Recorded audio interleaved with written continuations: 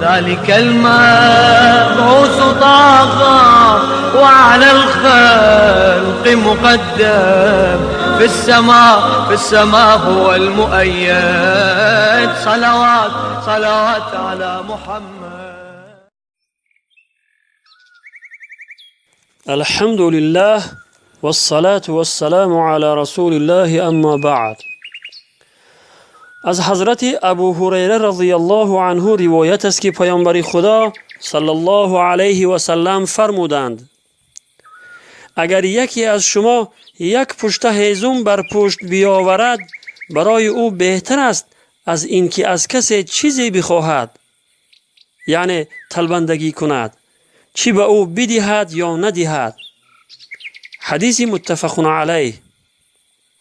در دیگر حدیث آمده است از حکیم ابن حزام رضی الله عنه روایت است که پیامبر خدا صلی الله علیه و سلم فرمودند: دست بالا از دست پایان بهتر است، یعنی دست دهنده از دست گیرنده بهتر است. روایت بخاری و مسلم.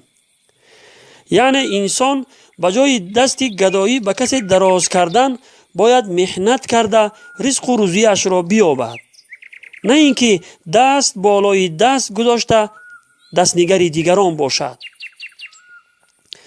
در این حدیث پیامبر خدا صلی الله علیه و سلم امتش را به آن ترغیب میکند که از محصول دسترنج خود زندگیشان را پیش ببرند، نه از راه طلبندگی.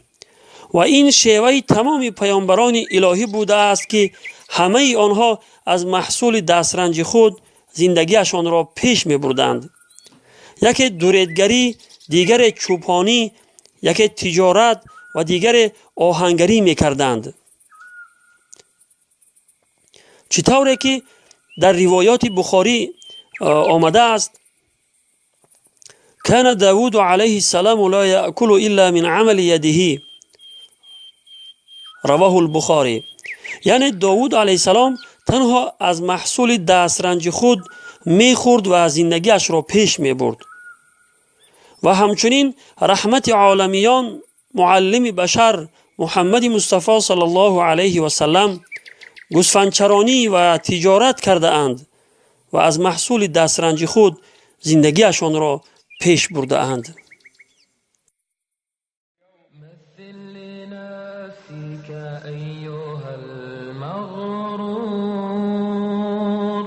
يوم القيامة والسماء تمور إذ كورت شمس النهار وأدنيات حتى على رؤوس العباد